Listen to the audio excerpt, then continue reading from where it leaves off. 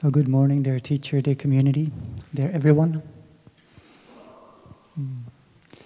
My name is Brother Phap or Brother Protection. And I'm very happy to be with you today and be at this retreat for many reasons. One reason is that I also started practicing meditation when I was in my 20s. And I practiced for several years, mostly on my own. And read some books and went to some workshops. But it wasn't until I was traveling in India in the age of 29 where I found other young people that were also practicing mindfulness, meditation, and wanted to really discover what life is about. And I had the courage to break off from the norm, to explore. And also coming to Plum Village in 2002, I had the same experience of being with other young people, and that empowered my practice and my life a lot. So I'm still here. I felt like during these last couple of days, we got a lot of empowerment also for our practice of walking with our feet and not our thinking, coming in contact with life through the wind and the song of birds, the sunshine, through being in contact of our body, to train our body to enjoy the peace, enjoy the calm, to get the empowerment of knowing there is a golden Buddha inside, and that we're practicing together in order to uncover more and more of this golden Buddha and let it shine in our lives. And we get empowered to look at not just our pleasant feelings and learn how to enjoy and keep them longer, but also how to relate to our unpleasant feelings and take care of them. And also to recognize the neutral feelings in our lives. The thing that might seem bland and just like indifference could sneak up. But recognizing, right now, I'm not angry with anyone. Right now, I'm not like grasping or desiring anything. That is a great happiness already. So just with that awareness, we can empower ourselves to live our lives in a beautiful way. And so we're continuing our wake-up retreat, Stop Waiting, Start Living, on March 29th. Tomorrow is my mom's birthday. Maybe we can offer flower for my mom. And we're in the Ocean of Peace Meditation Hall. So they can give us an inspiration too of not just touching a little drop of peace, but how can we cultivate a whole ocean of peace together? And peace here is not something stale and boring and stagnant, but is full of life and dynamic movement and possibilities. And so I'm also glad to be here because it's kind of a comeback for me in these settings. For the last 7 months, I haven't been able to do it because of sickness and treatment and health. So that also feels like I've been gifted more time and more energy. So also that feels like a blessing. During this time, I also had the opportunity to look into things. I spent hours and hours, day after day in my room, sitting in my chair and just following my in and out breath. And not even feeling like 46, but more like 86. Not to mention 26. Who's 26 in here? Okay. It goes quick. You'll be 46 before you know it.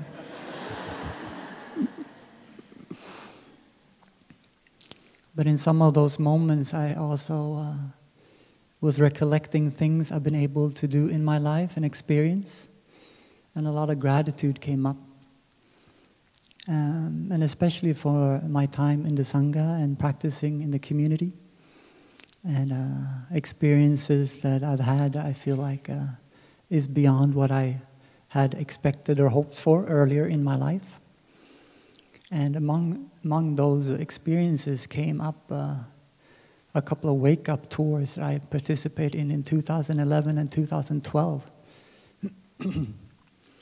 where we went out, a group of monastic and committed lay friends, to set up mindfulness events at universities, in public places, have days and weekends of mindfulness for young people, not just at the monastery, but around.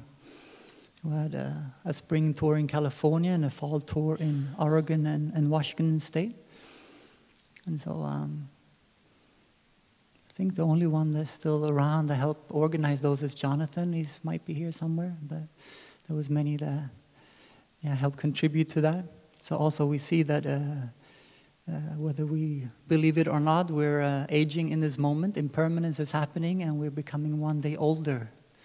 So that is something to reflect on. How do we live our life and enjoy our life in this moment? And so another reason why I enjoy the wake-up community is that there's so much potential and still freshness and openness. We haven't got everything like in place. Our life, our career, our relationships, and all those things haven't been like in one place for 20 years, and then we're like looking into life. But we're kind of exploring life, exploring happiness and suffering at a stage where there's a lot of doors and a lot of paths open for us.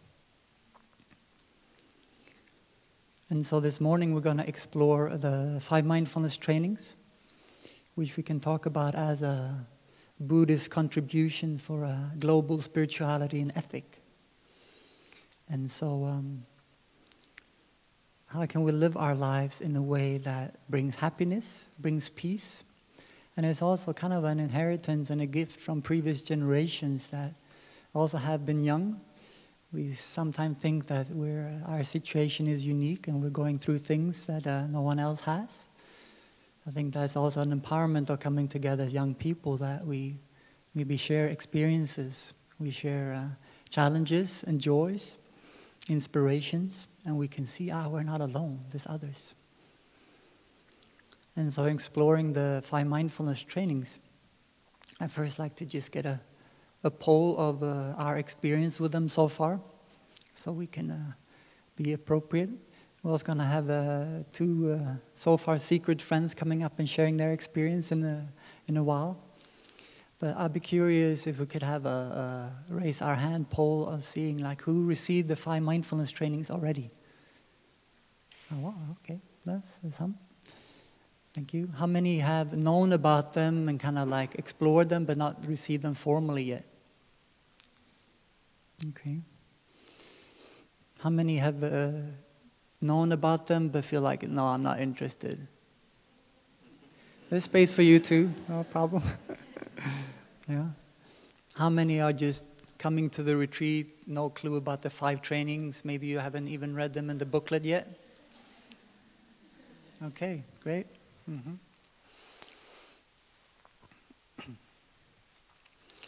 So the 5 trainings is like a friend and a companion on our path. We can see it as a mirror to look at ourselves, to look at our lives and our actions and see if it's bringing us happiness, well-being, and the people around us, is it bringing them happiness and well-being? Or are we contributing to suffering and ill-being in our lives and in the lives of others? They can also be a torch of inspiration and light guiding us on our path. They can be a boat carrying us over the oceans of suffering and challenges in the world. So they're kind of a refuge like that, something to rely on. The Buddha at the later stages of his life, and he knew many of his disciples, monastic and lay, were worried, for his passing. And he encouraged them to take refuge in the precepts, in the mindfulness trainings as their teacher. So we can also see the mindfulness trainings as our teacher, to look into ourselves and to learn more about what life is about. And so they all have certain components to them. they all start with awareness of, aware of. So when we're practicing mindfulness, we're always mindful of something. It's not just something mystical floating around, but we're mindful of our breath. We're mindful of our steps. And when we're able to be aware of our breath and our steps, our bodies, we're training ourselves to relax our bodies, to calm our mind. There can also be more clarity, so we can actually see ourselves in the reflection of this mirror.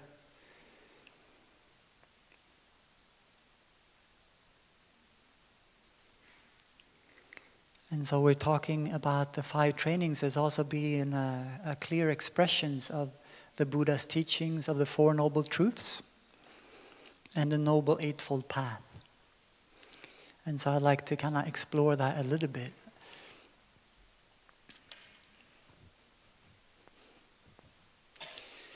So one aspect is then aware of suffering.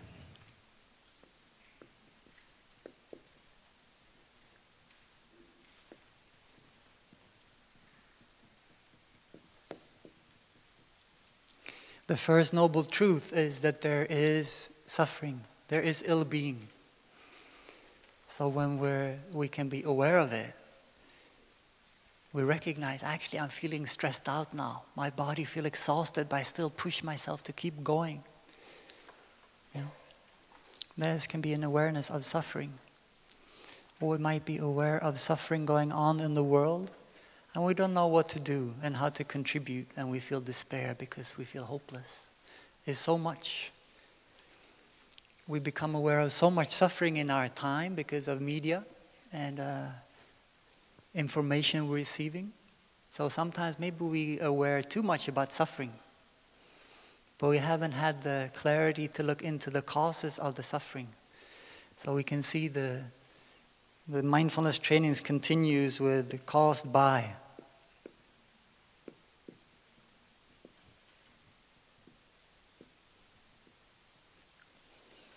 Aware of suffering, and then caused by. So the second noble truth is the causes of suffering,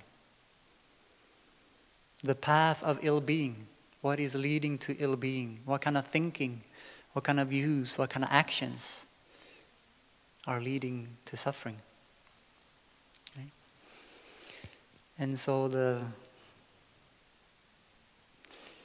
third and the fourth. So all of the trainings also consist lines like I'm committed to cultivate compassion and the insight of interbeing.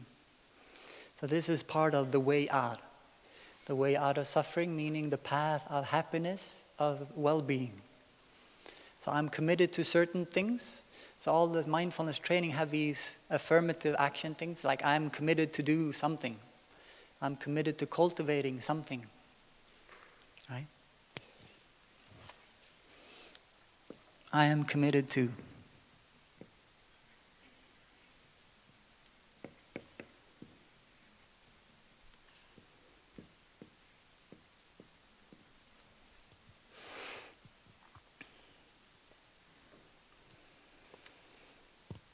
And they also include, I am determined.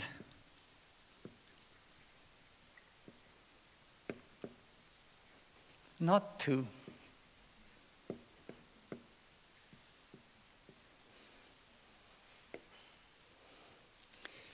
So we also have this aspect of refraining from, of not doing things that we know from our experience is not helpful. And so the trainings is not to look at ourselves to see, am I good, I'm bad? But it's to look at suffering, it's to look at happiness. It's to recognize ill-being in our life and also well-being. So when we're treading this path of well-being, of acting in a way that contributes to well-being, we're refraining from acting in a way that is contributing to suffering. The end of suffering or well-being is possible.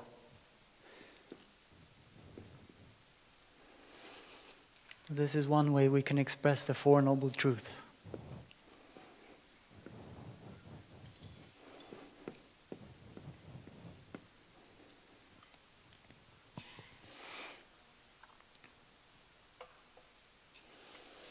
All the trainings also include aspects of in myself, in others, and in the world. So we also have the empowerment to take good care of ourselves,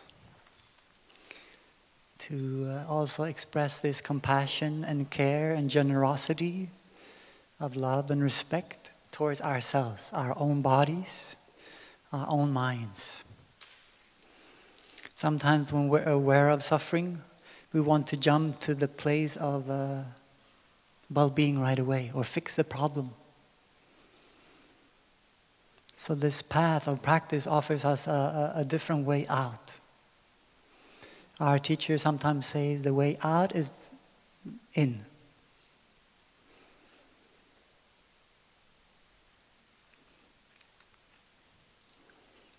And so how can we live? How can we cultivate the elements in ourselves that will be the antidote for the problems, the sufferings, the situation that we see in society, that we want to help contribute to transform?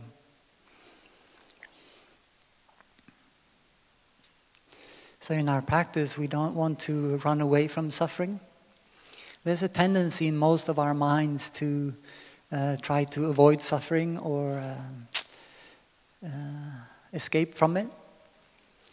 And we've become experts in distracting ourselves as a society of consuming things that can take us away from our suffering, our boredom, our loneliness, our despair, our anger, and we just keep feeding ourselves, keep doing the next thing so we don't have to really feel it.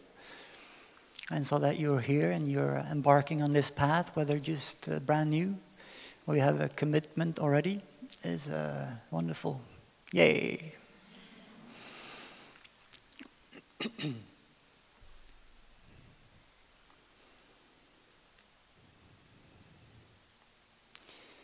So let's hear a sound of the bell and come back to recognizing what is happening in our body, what's happening in our mind in this moment.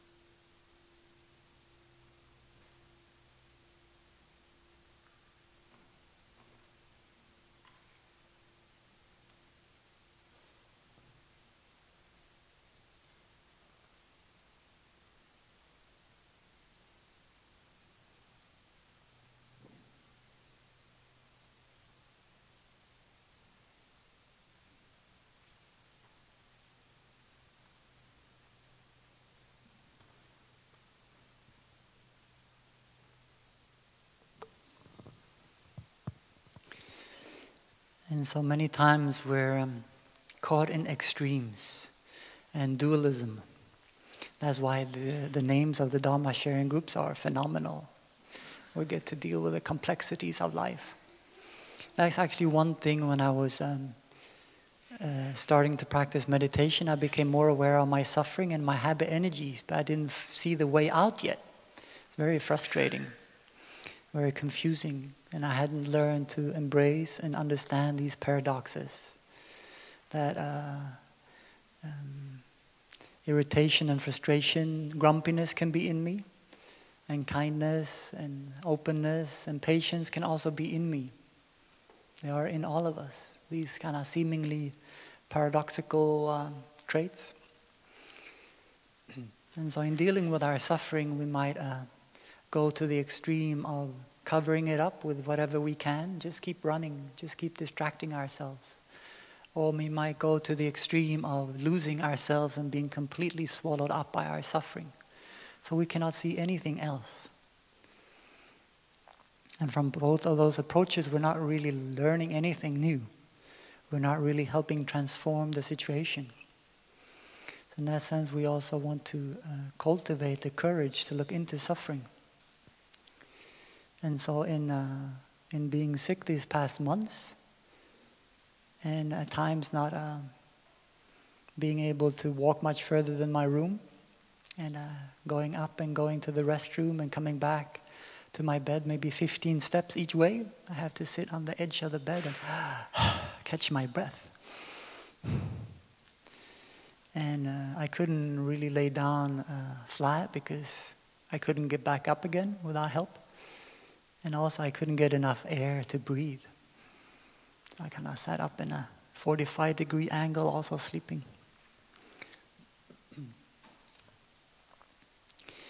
But in that process of looking into the state of the body being so weak and feeling like, I'm not sure if I'm going to wake up tomorrow, I feel like I'm not sure if there's enough energy to hold this body together. And just like recognizing a feeling and a thought like that and knowing, okay, this experience of looking into the gratitude of what I experienced, I could also see if this is it, it's okay. I've been blessed already. What am I still grasping onto? And so in there also it's like if we can train ourselves to live in a way that we really live. We're not running after and chasing after life in terms of fame and possessions, but we really do the things that we care about, and we commit ourselves to that path. We won't have much regret, so whatever happens, we'll be okay. So it's a great kind of a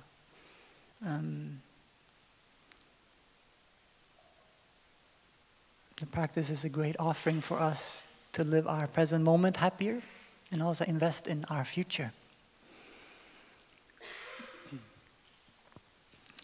But also with our happiness and our well-being, we have a tendency to just want these pleasant things.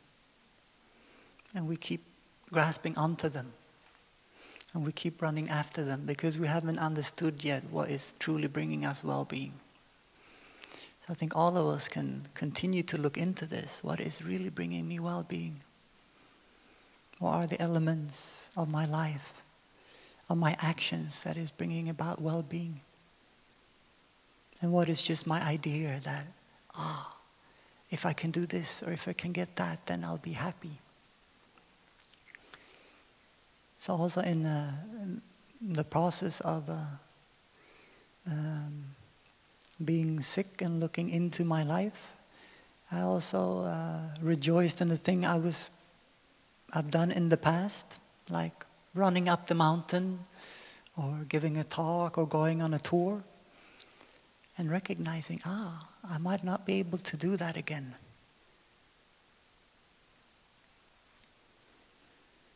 And so to be able to hold both the rejoicing in having had the opportunity and also holding the grief and sadness, I might not be able to do it again. So joining these things, there's the two sides of the coin. It's like, okay, can I be at peace with this? Yeah. So this is why being here today is a blessing. I haven't started running yet, though. We'll see. So to continue, I'd like to read one of the trainings and then explore a little bit further some other elements of them. I'll read the 5th mindfulness training.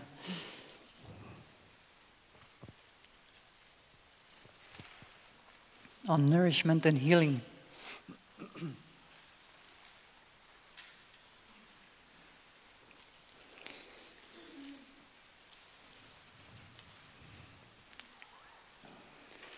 Aware of the suffering caused by unmindful consumption, I am committed to cultivating good health, both physical and mental, for myself, my family, and my society. By practicing mindful eating, drinking, and consuming. I will practice looking deeply into how I consume the 4 kinds of nutriments, namely edible foods, sense impressions, volition, and consciousness. I am determined not to gamble, not to use alcohol, drugs, or any other product which contains toxins, such as certain websites, electronic games, TV programs, films, magazine, books, and conversations. I will practice coming back to the present moment, to be in touch with the refreshing, healing, and nourishing elements in me and around me, not letting regrets and sorrow drag me into the past, nor letting anxieties, fear, or craving pull me out of the present moment. I am determined not to try to cover up loneliness, anxiety, and other suffering by losing myself in consumption. I will contemplate into being and consume in a way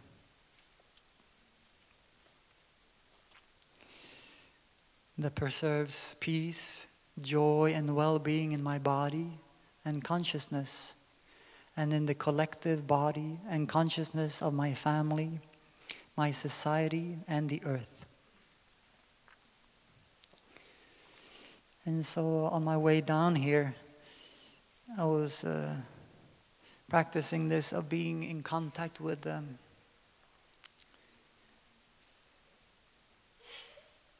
refreshing, healing, and nourishing elements around me.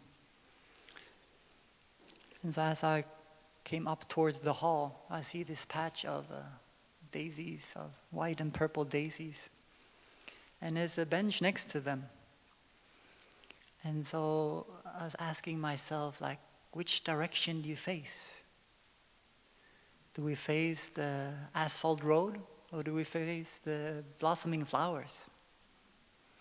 And how will looking at the pavement or the flowers change the way we feel?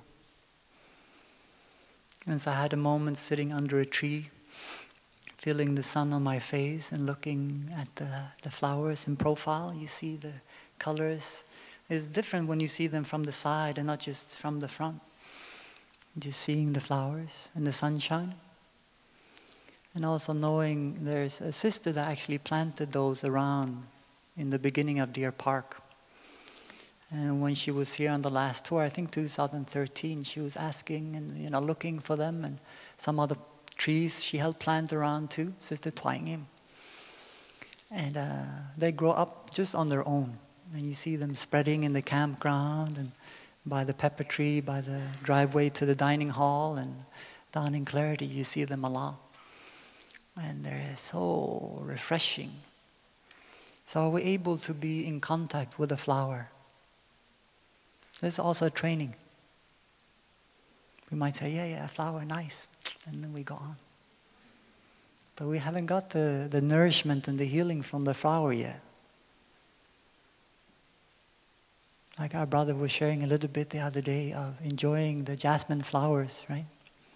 There's some jasmine flowers right out here by the information board now too. So this time at Deer Park is really a time for us to be in contact with these nourishing, refreshing, and healing elements, and seeing how the natural world responds to the rain, and how growth happens. That's actually one of the gifts that I received from this practice of the empowerment to be in contact with what is beautiful, what is nourishing, what is amazing.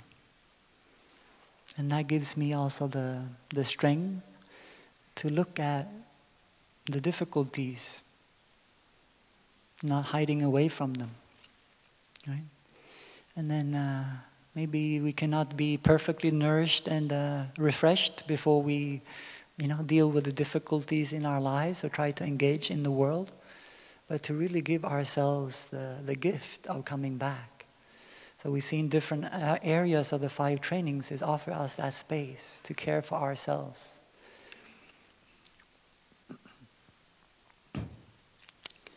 And one way we can care and nourish ourselves is through our eating.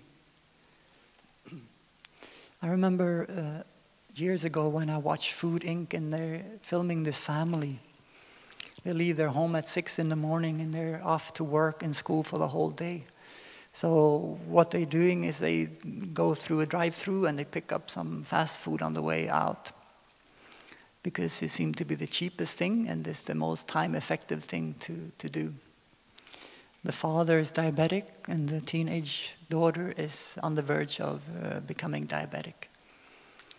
And when they talk to them, the wife's saying like, but they sell it so we think it's good for us, right? So we have to be really savvy and really like asking ourselves, what is the consequence of eating this food? In the short term for my body, where does this food come from? What kind of resources have growing crops to feed these animals? And what happens with the excrement of these animals? Polluting waterways and oceans. So it's looking into the bigger picture of what is the consequence of our actions. In our own bodies, but also in the collective consciousness and on the earth. So we get so much messages from society and from media and from companies. And we want to trust, we want to be open. But it also makes us have beliefs and ideas that is not valid. It doesn't contribute to this well-being. And so we have ideas of who we need to be happy. In this process of recovery, I've also been allowed to go down to a gym locally to get some more workout and be able to play in water to kind of regain some muscle. And I was on the rowing machine one afternoon, and there was this young couple in their maybe late 20s. They were working out on the mats next to me. And at a certain moment, the girl, she looks up to this poster board on the wall. This tall, well-trained, beautiful model was having boxing gloves on or something. And she looked and she said, I want to look like that. And at this time, my eyes are a little bit blurry, but she looked like a perfectly healthy and beautiful young lady. Maybe she's a little bit shorter, a little bit wider than the model. And so what also struck me in that moment, her boyfriend didn't say anything. Maybe he had the same thought, I don't know. So we're chasing after this image of what we need to be loved and to be beautiful. So an empowerment we also get in this practice is that when we're able to come back to our body, to calm our body, to nourish our body, to take good care of our thinking, our feelings, naturally well-being appears and will be beautiful. It just radiates naturally. That's one of the trainings as a monastic too. We shave our heads and we wear the same kind of clothes. So we don't use these outer signs and appearances to contribute to like vanity or trying to be beautiful. But we're cultivating it from inside. So we get so much messages in this direction.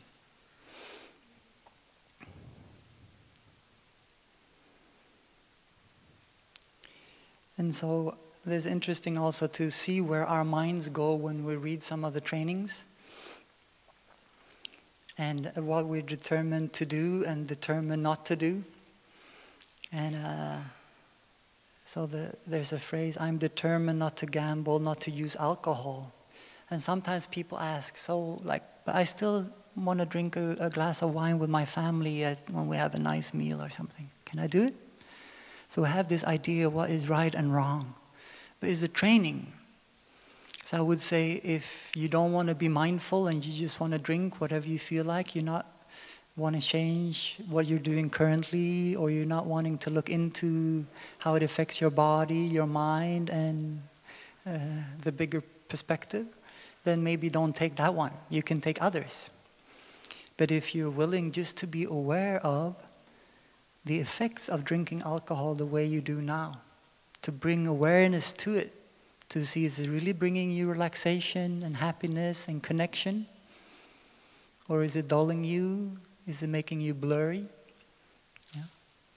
And what are the consequences of alcohol in the wider society? And so it's not this good or bad, right and wrong, but it's to examine our behavior, our actions, and also our beliefs. Because alcohol is such a common thing in our cultures. Growing up in Sweden and going to university is like, if you don't drink, there's something wrong with you, right?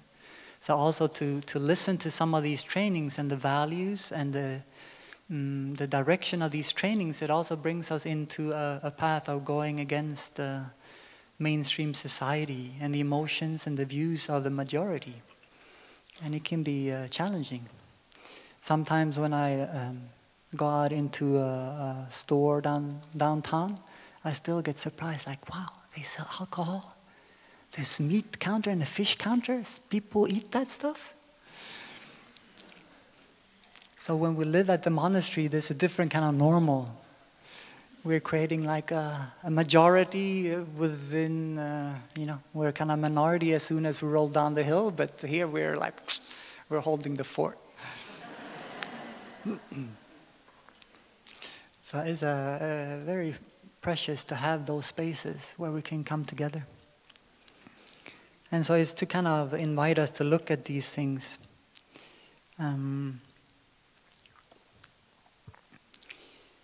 When I first discovered the 5 mindfulness trainings, the 3rd mindfulness trainings too is kind of stuck out on me.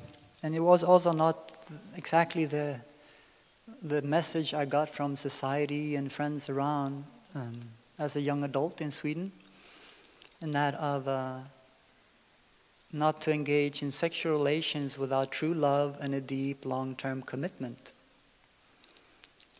And our view, I think it was more like you engage in sexual relations as a way to discover if you do want to have a long-term relationship. And so it's a very different view. And so at first I thought, this seemed like old-fashioned. But then as I looked into it, I could see actually I create a lot of suffering for myself and others, like engaging in a way that is not, it's not based in this kind of mutual respect and depth because of the connection and how intimate it is. So I started realizing, actually, this has caused me a lot of suffering, this view that I held on to, that I've been fed from society. It's caused me a lot of suffering. And that way is like the way out. But it's not because we say so or because I have had that experience, but you need to have your own insight. So this is just pointing in that direction and inviting us to experiment and to look into these things. And then some years ago, the phrase was added, made known to my family and friends, which also is kind of a phrase that challenged many. And I remember having sharings with the LGBTQI group at a certain point when this training came out. And they were sharing, they're feeling like discriminated against by this line because I cannot tell my parents who my partner is. They would never accept it. They would not talk to me ever again. And so again, this training doesn't say like if we're good or if we're bad. It doesn't say that our relationship is not worthy. And on questions on sexual orientation, Taya said, is it love and a deep long-term commitment? Okay, wonderful. But then to look into, if we're not able to share with our family and friends of who we have an intimate relationship, who's our significant others, I can see that there will be suffering there. We're kind of like, having like a couple of lives going on at the same time. So we cannot be open and transparent. It doesn't mean that there's anything wrong with our relationship or our orientation, just that and not being able to share that with our parents as a suffering. So how can we help to nourish openness and inclusiveness in our families, our societies? So in that sense, we can see also that this time is a very exciting and opening time. We're opening new doors and learning new things. After sexuality having been repressed for so long, and then we go to the extreme of expressing, and then but what we feel caught in these gender roles. You know, boys should be like this, girls should be like that. I read a study from a Swedish preschool, and they had a video camera. The teachers and the parents, everyone knew about it, but just to film objectively what is going on. And when they look at it afterwards, they can see the way the teachers, they relate to the boys. It's like, okay, get your shoes on, run out and play. And then the girls wait for later, and they sit and talk to them, and they take their time. It's cultivating a completely different like personality, or nurturing a different way of being. And this happened just like automatically. So what the beauty is with the practice of mindfulness trainings is that it brings light to areas. And these are not static truths, but they adjust to the time and the circumstances, maintaining the lifeblood of the Four Noble Truths and the way out of suffering. I keep talking here. I forget to ask the bell master to remind me about the time. So maybe I'll stop there for now, and we'll listen to the sound of the bell, and I'll invite our friends to come up and join.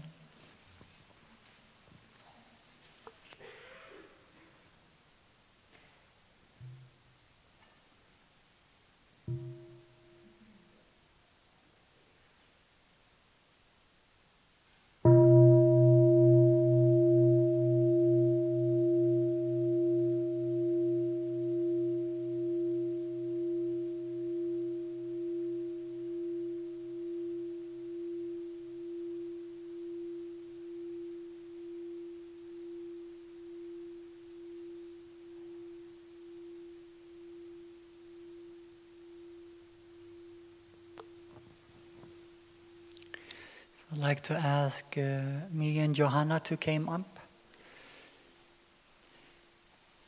We sat after lunch together to prepare ourselves a little bit and to check in. I've known both of them for a long time. I have Miss Johanna and me. So Johanna grew up in Alaska and started coming to Deer Park with her family many years ago. But also as a young adult, she's been exploring the practice both in Plum Village and practicing with wake-up communities in New Zealand and in Morning Sun in New Hampshire. And she's now practicing with Wake Up San Diego. So if you're local, you for sure want to check in with Johanna and join their group. Now we have me that lives and practices with the Sugar Plum Sangha in Ukiah at the Mariposa Institute. They also host retreats. And she was helping to start the Wake Up, what's that town again? In East Bay, Southeast Bay, the Wake Up Milipitas, yes, exactly. And so I invited them both because I knew them, and I kind of have respect and appreciation for their long-term commitment of the practice, and really also creating conditions for other young people to be touched by the practice. So I asked them to share some of their experience in their practice and engaging with the 5 mindfulness trainings. So.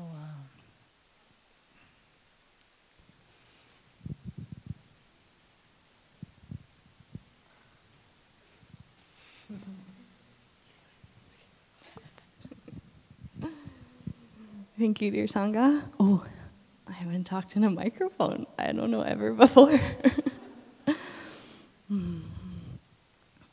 I've been reflecting on the trainings since knowing I was going to speak about them. And I took them like maybe 12 years ago when I was like 18 or something like that. And maybe it was a little bit naive. But I also took them kind of with the awareness that I knew I was like about to go off to college, and that I wasn't gonna be following them to the letter. And one of the things I was reflecting on, which Phap shared, is viewing them as a companion, a friend. I was also like kind of imagining how I viewed them and how I'd relate to them as like a therapist or like the ideal parent, maybe. Like they have no agenda except for supporting our transformation and supporting us to be with suffering and transform, to develop compassion. Maybe there's pressure from some of our parents to, have a good job or have a career or marry the right person, or, from friends to go party or to stay, not move, to stay where they live close. But these trainings, like, they're not asking us to behave in a certain way for any reason. And so any judgment that I have about my behavior is only coming from myself. Any guilt or guilt or shame when I read these, it's coming from myself. It's not coming from the trainings. They're just offering like unconditional love.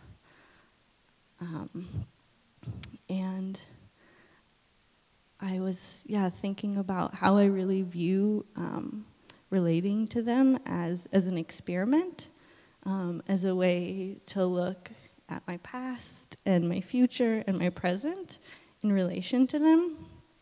So, like, I was thinking back to, like, going out and having a few drinks with friends in school. And then, the next day, like, going to Sangha and reading them and being like, oh, okay. Sometimes feeling super guilty, but also thinking about, like, okay, like, how were you feeling before you started drinking? Like, wow, like, a little lost, a little, like, unsure of the path that I'm on and wanting a distraction. I'm like, all right, how do you feel today? Oh, like, a little hungover.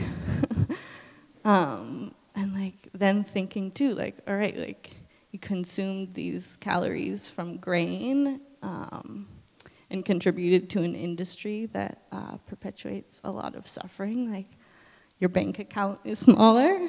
Like, all right, like how does that feel? Like noticing that and like, oh, maybe like while a little bit tipsy, I was also like super open and vulnerable with a friend and like had an amazing conversation that maybe if we were both sober, we would have like been too tight to have. So really like noticing the reactions and the actions that I have and their effect on me. Bringing awareness to the suffering that is in me and that I also contribute.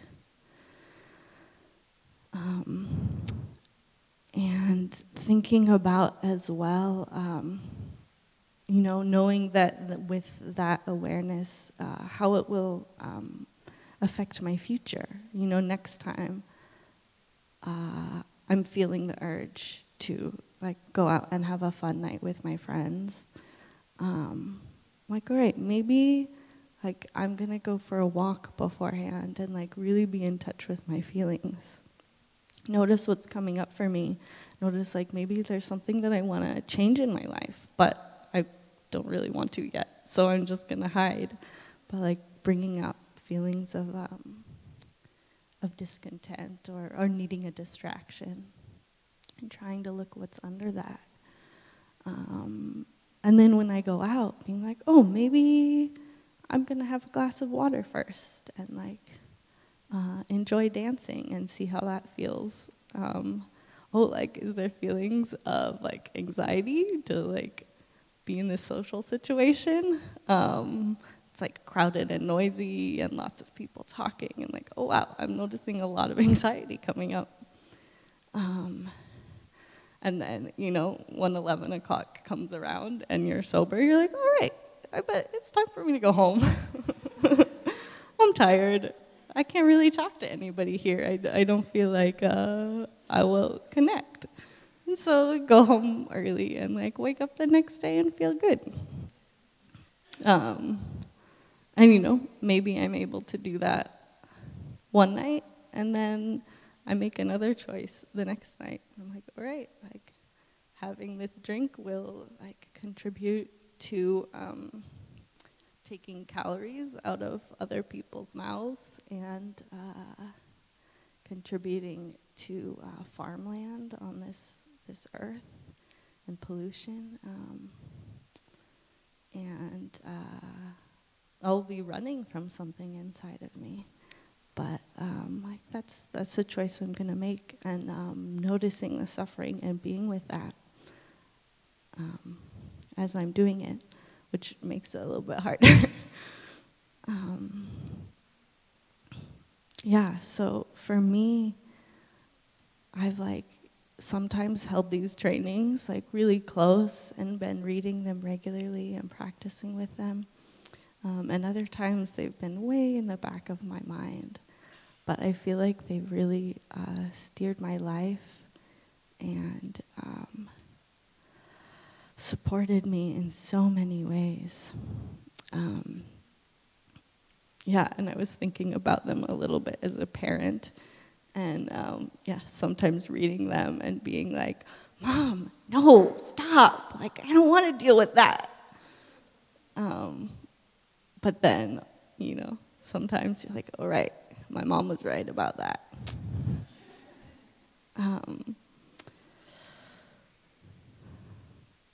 So I think one of the things that's been most important to like keep them close is to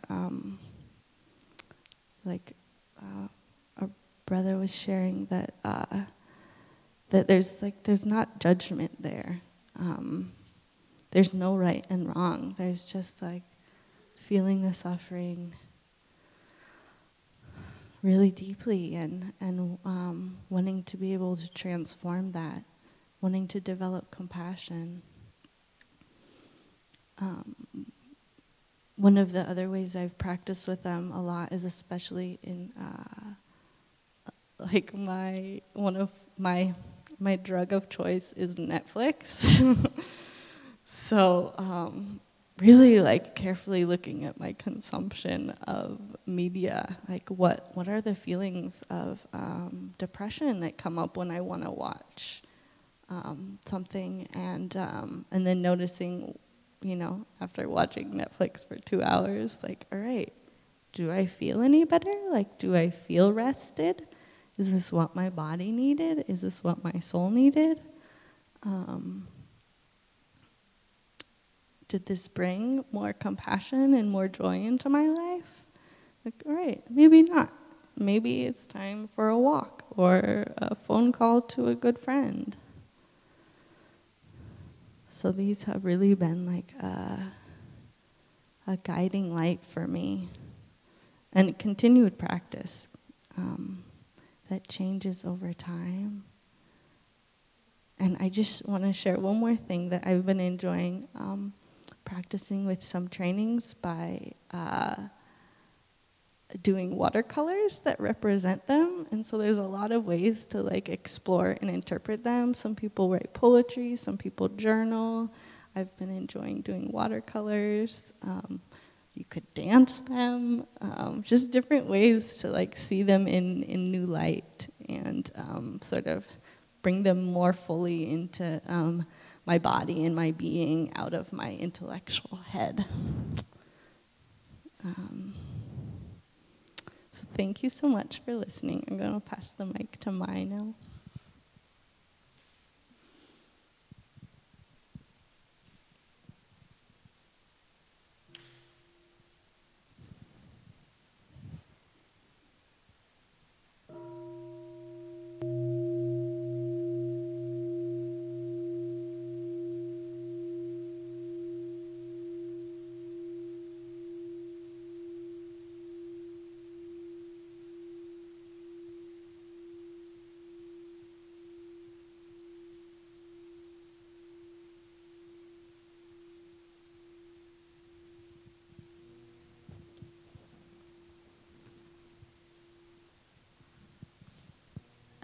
Dear Thầy, dear Sangha, so I have a bit of a scribbles here. So I took the 5 mindfulness trainings on my very first wake-up retreat, probably like 8 years ago. It seems so long ago. And when I first read them, I was like, wow, there is a different way of being, a different way of living. And I think it came about from really feeling safe for the first time, having that space, really open and vulnerable, and having other friends who are also on the path of understanding themselves. And that was really special. And that got me really more interested and really starting to investigate. I view the 5 mindfulness as a place of constant exploration. It's very alive when I read them. And it's interesting. Each time I read them, different things pop out. They just seem so different, depending on what the conditions of my life are at that point, or what am I focusing on. And I think what was interesting was certain things on the 5 mindfulness trainings, like I had no idea what they're talking about, because I could read in both English and Vietnamese, so I would compare the two translations, see if I get a better understanding, and I didn't. Like certain words, like volition, like what is that, you know? So certain things really make me like want to explore. So I start to listen to a lot of Thay's Dhamma talks and in Vietnamese, and somehow I just got a really, really direct transmission. Is what I felt. Sometimes when we feel like in Thay's voice, there's just a lot of love and care in the way he just say things, phrase things, and I noticed that, and it really touched me deeply, especially in my own like mother language. So that really is like nourishing my flame alive, the flame of understanding, wanting to understand my mind, understanding my behaviors better and my response to them. So that got me read a lot of different books by Thay, and so certain things that will come out each time, and I feel like more recently I heard it's in the songs book actually, I think, one of the ones about the Sangha as, the 5 aggregates or skandhas, what makes up us, the body, feelings, minds, body, feelings, perceptions, mental formations, and consciousness. So using them all as my own Sangha, so I can be my refuge. So that one, when I heard about them, I'm still like, I don't quite understand that. I always underline and write them out and keep a notebook of my studying the Dhamma and how I can reflect and practice with them. And so I started chatting to a sister, and I somehow just got the message, like it's about really being in harmony with each of the skandhas. So I choose first, let me be in harmony with my body. And that's really directly related to the the fifth one on nourishment and healing.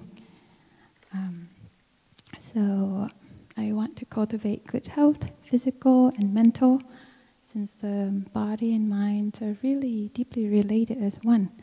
So I look,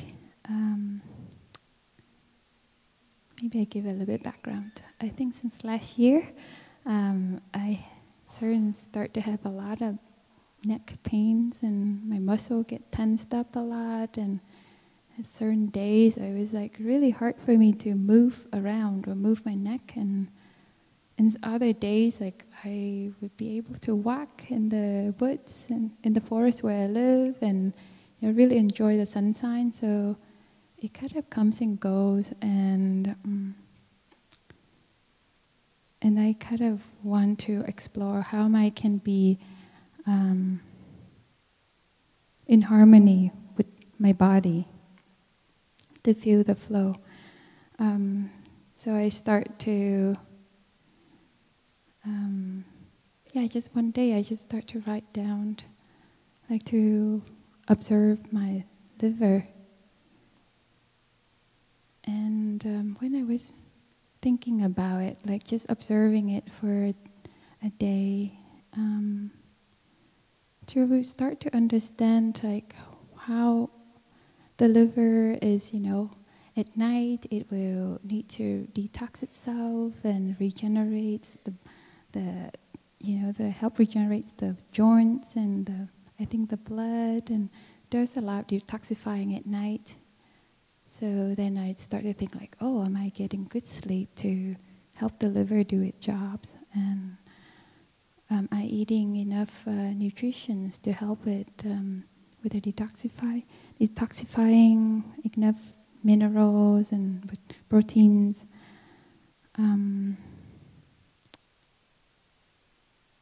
And I also look at another body part, like especially my neck, and it's often hurts a lot too. So I kind of keep both those in mind. Then I think it's interesting that as I pay attention to just focusing on one body part, it's almost like adopting a body part for a day, or the kind of thing where you bring your kids to work for a day. I bring my liver or my neck with me to work for a day. So kind of really following that and being aware of it. Like, what am I doing right now that's bringing nourishment to the liver or the neck? So I've been really being more aware of keeping my back straight and at ease. Because there's a certain kind of natural flow, especially when we sit upright and at ease. The body just feels a lot better than being clenched up or in the wrong position or slouching. So I've been really a lot more aware of what am I doing with my back when I walk or when I stand and when I sit. And it's a way of really being at home, but also nourishing my body. It's kind of, it brings like a sense of gentle joy when I'm doing it. And when I was writing about just reflecting on what I'm doing with my liver for that day, and it's like, oh, sometimes I have certain sense of loss or anger and grief, and it's really strong, like especially when you have a pain and aches in the body and you don't feel well. It's so easy, especially at night. It just pulls right in, and my response is harder for me to pause my response of irritation and kind of hurtful speech, because all I want to do is I just need to be in a corner and taking care of my body, and so I become a lot more closed up and not open to other people, even if they means well. So that kind of makes me a lot more aware, like how am I cultivating my joy and peace as well? Because those really nourishing elements and healing elements inside and around me are really there. I think sometimes with the aspect of awareness of the suffering or my response to the suffering, and in that way my joy can be generate or be stronger. For example, aware that there are certain days I cannot move my neck to one side or the other side. Or aware that when I visit my mom recently, and see her neck is like this when she sits, because her muscle have become so wasted that she couldn't support herself upright. So she sat like this, and I have to massage her neck, which is all tensed up, and she's been doing that for a long time, years in, years out, with no one massaging her neck.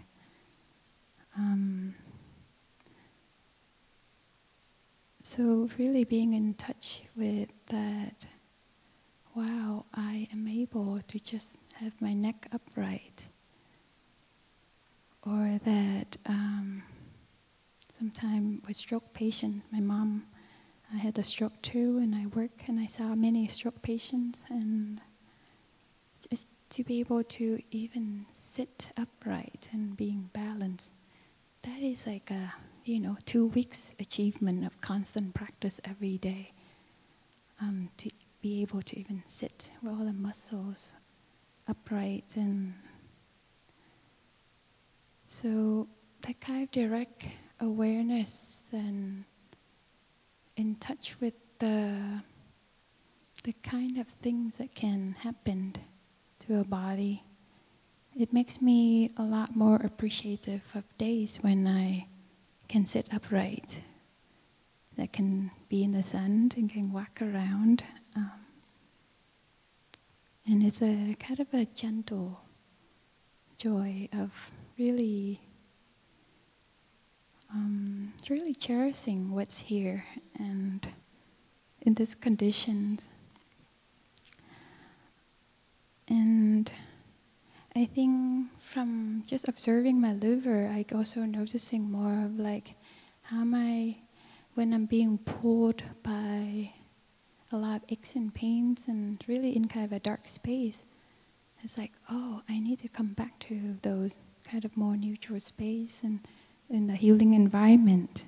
And in that way, I feel like I can really practicing the fifth mindfulness training really well. But I feel like it's also connected to the third one, where we in touch with our body and our mind.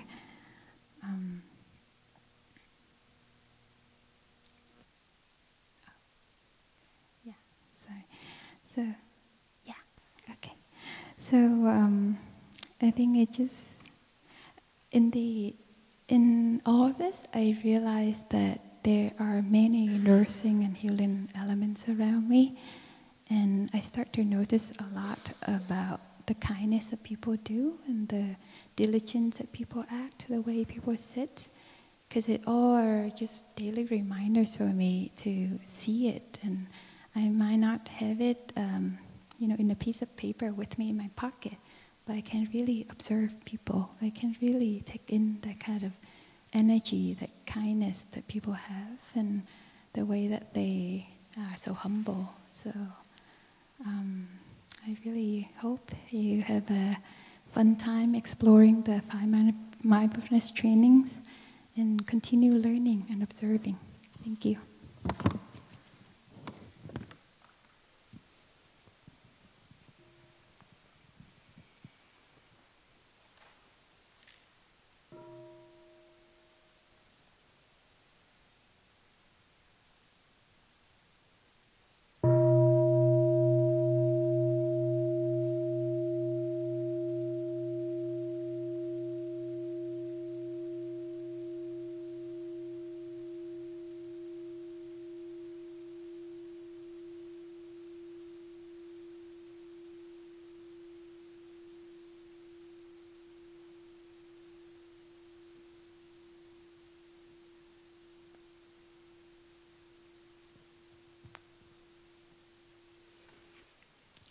Thank you so much for coming up and sharing. We can offer flowers to our friends.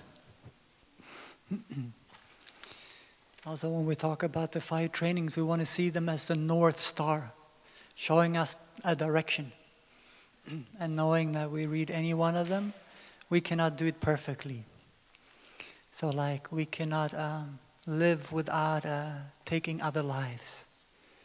I've pulled the carrots out of the ground, and I've cut up carrots, and I have a sense that they will be happier in the ground. And so at times when I'm present, I talk to the carrot and say, thank you for being here and for nourishing us. And you okay to become a human being in a couple of hours? You're going to become a human being? So also to discover this body and this, how we can, eating a carrot, transform it into human cell is like a miracle. It's much more interesting than the last smartphone. We spend a lot of time learning all the different features of our new phone or computer, but how many of the features of this body and mind have we mastered so far? Okay. So we cannot eliminate suffering. We cannot live without taking other life, but how can we do it in a way that's respectful and also that limits and lessens suffering? Okay? And when we look at the world, we might get discouraged because we see so many difficulties, so much discrimination, so much violence. And during the time of the American war in Vietnam, Thai, our teacher, he was setting up this school of youthful social service. And they gone out and rebuilt this village 3 times. Like it been bombed. And it got bombed again. And his students came back and say, like, will the war ever end? They're at the verge of despair. And Thai say, yes. The Buddha teaches us that everything is impermanent. But the worst that can happen to us is that we give in to despair. So we rebuild the village again.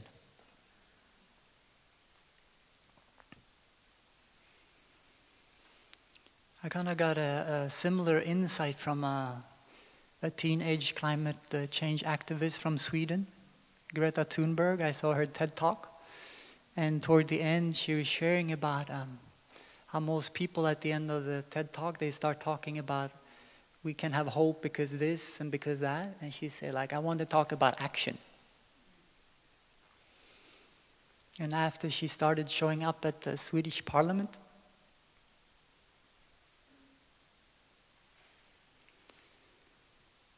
every Friday she goes to the Swedish Parliament. She skips school, so it's kind of civil disobedience going on at the same time. Just to stand up for climate change and climate justice, encouraging political and economical leaders to act. And she was sharing, like, once I started acting, I see hope everywhere. So the training's also inviting us to act in our lives and go in the direction that we care about. And then also make friends, and things will seem possible that when we sit here and we stay here, it doesn't seem possible. So also as we're going through this retreat, if we can develop a relationship with other young practitioners, to learn from each other and find ways to nourish each other when we go home. I know there's also a bunch of friends from Wake Up LA and maybe other areas. So just helping and supporting each other like that, so we do not fall into despair. And when we do, we can help bring each other back out again. And so there'll be an opportunity towards the end of the retreat to receive them formally if you would like, or renew them if you feel like your practice haven't been really like alive with them. And there'll be application forms, and you get more of the information about that later. And so if you want to receive them, you can receive 1 or however many, or all 5 of them. And you can also, if you'd like, receive a name, a practice name to encourage you on the path. And is chosen by the facilitators of your group, and is based on both maybe your aspiration that you can write down, but also something that we can grow into.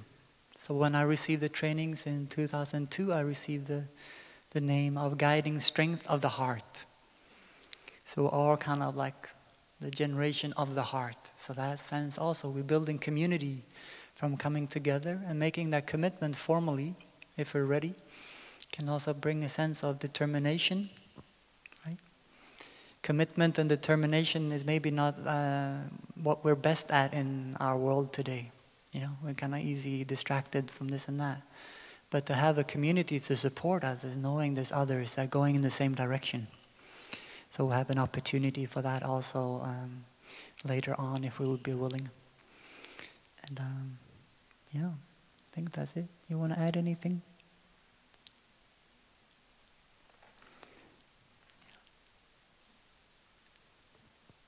Recently I heard an OI, or Dharma teacher, she said this during the 5 mindfulness transmission ceremony that really touched me.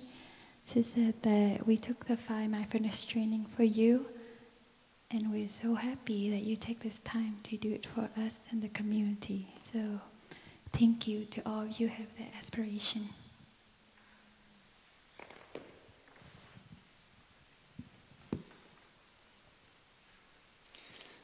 So let's come back to our bodies.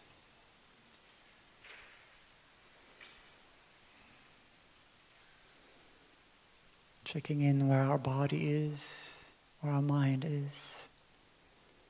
Bringing our minds and body together with the awareness of the breathing and the sounds of the bell.